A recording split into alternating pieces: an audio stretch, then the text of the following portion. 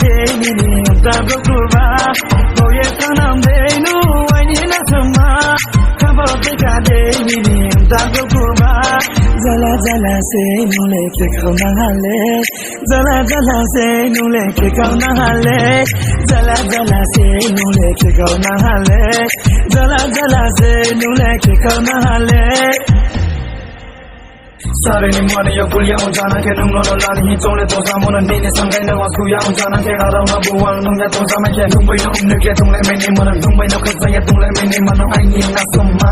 tu an ko de raha